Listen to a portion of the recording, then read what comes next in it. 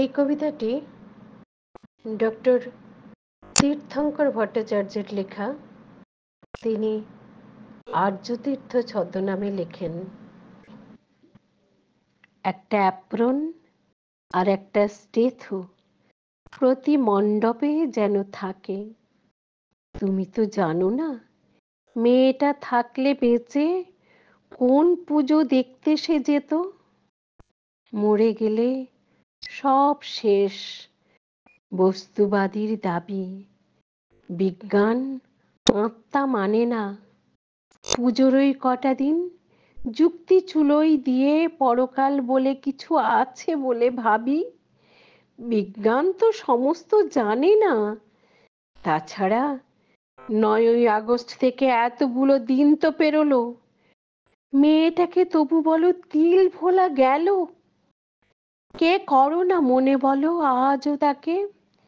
রুটিনের ফাঁকে ফাঁকে এসে বসে থাকে স্টেথো হাতে অ্যাপ্রন পরা যে মুখহীন মেয়েটি। এড়িয়ে এসে অবয়ব কোনখানে যাবে। দেহ গিয়ে দুনিয়ায় গিয়েছে ছড়িয়ে যে ডাক্তার বেটি। চলো না এবার তাকে ঠাকুর দেখাবে। না না, দুর্গা গড়ো না বাপু অভয়া আদলে। অ্যাপ্রন পরিও না জননীকে যেন। হাতে যদি স্টেথো দাও বলা তো যায় না ত্রিনয়ন যদি ওঠে জ্বলে। অসুর দলনী তিনি গর্জে ওঠেন যদি বলে। মেয়ে গেছে চারিদিকে তবু আলো উৎসব কেন। নির্ঝ সে প্রশ্নের কি দেবে জবাব। যেহেতু নিয়ম মাগো পঞ্জিকা মেনে তাই। সাবধান সাবধান, যুক্তিতে ভিতের অভাব। মা যদি গর্জান ঘটে কেন সারণী বালায়।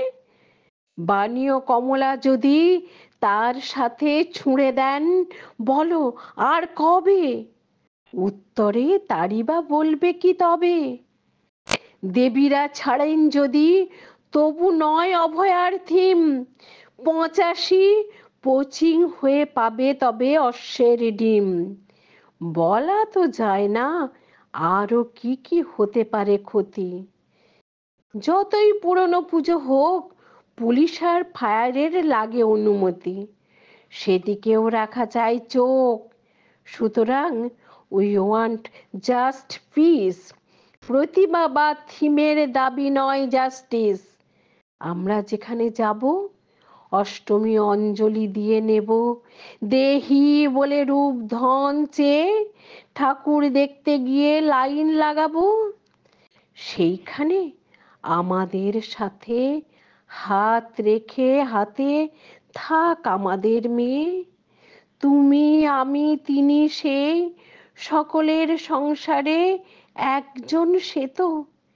খিচুড়ি অষ্টমীতে নবমীতে বিরিয়ানি আমাদেরই মতো সেও নিশ্চিত খেত।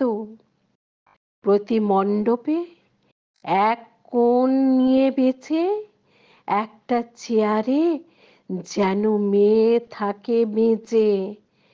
রেখো এক অ্যাপ্রন আর একটা স্টেথো। কবি আর্যতীর্থের কবিতা প্রতি মণ্ডপে।